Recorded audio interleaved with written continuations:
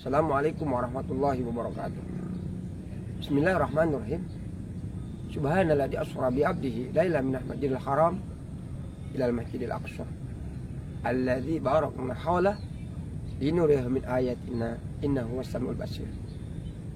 Hadirin yang berbahagia, Bapak Ibu Dewan Guru, siswa-siswi beserta orang tua SDT Al-Manar yang saya banggakan. Hari ini hari Sabtu tanggal 27 Rajab bertepatan dengan peringatan Isra Mi'raj Nabi Muhammad SAW.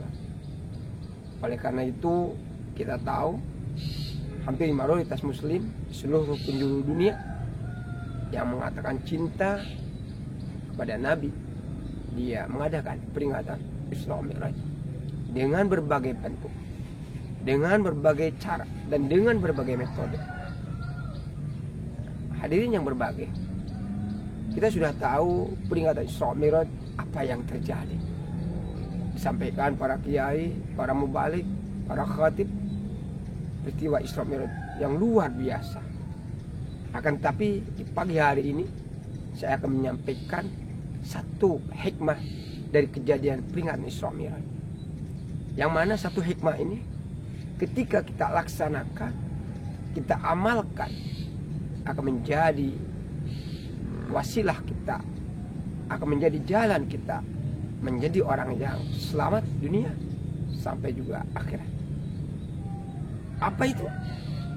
Bagaimana kemudian pada peristiwa Isra Mi'raj Nabi Muhammad SAW diperintahkan untuk menyampaikan kepada umatnya agar melaksanakan sholat. Tahu sholat? Kewajiban umat Islam. Sholat yang kemudian sekarang menjadi kewajiban umat Islam yang seharusnya dilaksanakan 5 waktu dalam satu hari satu malam, berawal dari 50 waktu. Betul? Betul. Akan tetapi bagaimana kemudian 5 waktu ini Allah Subhanahu wa Ta'ala memberikan keistimewaan sama 5 waktu, pahalanya sama dengan 50 waktu. Ini luar biasa umat Nabi Muhammad. Yang kedua, sholat adalah rukun Islam. Tahu rukun Islam? 1, syahadat, sholat, zakat, puasa, dan haji. Tahu yang namanya rukun? Rukun adalah salah satu yang menjadikan sah dan tidak sahnya kewajiban, sah dan tidaknya suatu pekerjaan. Misalkan rukun haji, harus tawaf, harus wukuf di Arafah. Ketika kita meninggalkan rukun haji, maka hajinya menjadi batal. Kita tahu dalam kitab Safina, arkanus sholat, rukun sholat, kalau kita tinggalkan maka menjadi batal sholat. Rukun wudhu, rukun tayamum. Jadi rukun itu sesuatu yang menjadikan sah dan tidaknya suatu perkara atau suatu kewajiban. Nah, jadi kita tahu nih, sholat itu kan rukun Islam. Kalau kita mengaku orang yang Islam, beriman kepada Allah, berarti rukun Islam harus kita laksanakan. Kalau kita tidak sholat, berarti rukun Islamnya kita batal. Berarti Islamnya kita Islam KTP, hanya mengaku saja, tidak dikerjakan perintah-perintah Allah Subhanahu. Yang kedua, sholat adalah pembeda antara orang kafir dengan orang yang muslim. Dia sudah jelas beda. Apa perbedaan orang kafir, orang muslim, kan? Apa perbedaan juga yang taat, yang bertakwa kepada Allah sama yang tidak bertakwa kepada Allah? As-sholat. Ingat, sholat adalah tiangnya agama.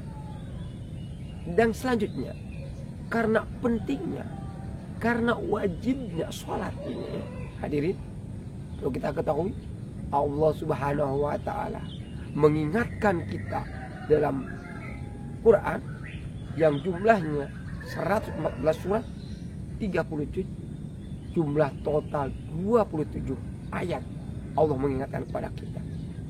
Misalkan ada ayat inna sholata tanha 'anil fahsya'i wal munkar. Ada ayat juga aqimus sholah wa atuz zakah warka umarokin. Itu surat Al-Baqarah ayat 43. Nah, ini yang kemudian betapa pentingnya, betapa urgennya melaksanakan sholat. Maka hadirin yang berbahagia, adik-adik, siswa-siswi di Almanar, orang tua tolong dukung program SDT Almanar sudah membagikan lembaran harian aktivitas siswa. Di situ ada sholat fardu, ada sholat sunnah, ada aktivitas. Tolong itu dibantu.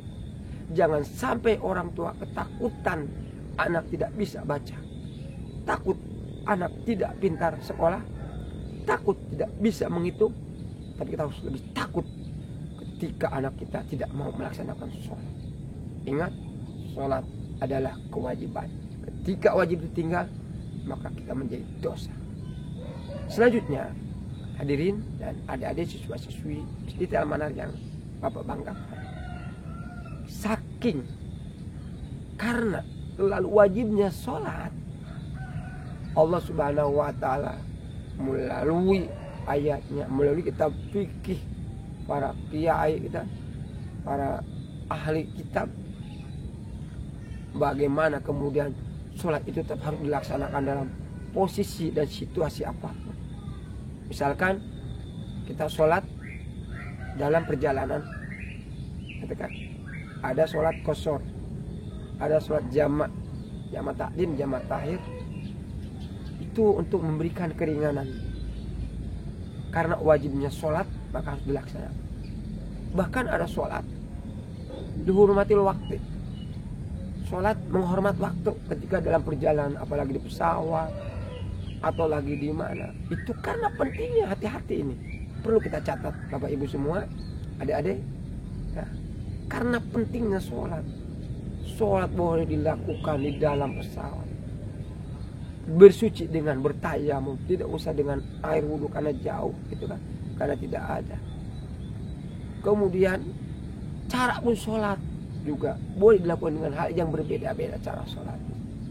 Umpamanya yang pertama, ketika sehat kita boleh melaksanakan sholat dengan berdiri, qiyamah. Kemudian ketika kita sakit, tidak kuat mampu berdiri atau tidak kuat karena sakit, boleh kita duduk, tetap sholat. Duduk tidak kuat, boleh sambil berbaring, boleh sambil tiduran, tapi tetap kita sholat. Bahkan ketika sudah tidak mampu apa-apa, sudah tidak berdaya, tetap kita sholat dengan isyarat, dengan kedipan mata, dengan yang lain. Ini karena pentingnya sholat. Jangan sampai kita disolati tapi nggak pernah sholat. Jangan sampai kita jarang ke masjid, tapi begitu mati kita ke masjid. Oleh karena itu, inilah suatu hal yang penting bagi kita, bahwa jangan menyepelekan. Banyak teman-teman kita, banyak saudara kita, banyak orang tua kita yang masih menyepelekan dengan sholat. Hati-hati, hati-hati. Sholat adalah kita mauqut, wajib. Masya Allah, kita menjadi manusia yang selamat dunia juga selamat akhirat. Selamat memperingati Isra Mi'raj Maulid Nabi. Mari kita bersama-sama perbaiki diri kita, perbaiki keluarga kita. Jangan meninggalkan sholat, karena sholat adalah perintah Allah. Kalau kita sudah melanggar perintah Allah, berarti Allah akan murka kepada kita. Assalamualaikum warahmatullahi wabarakatuh.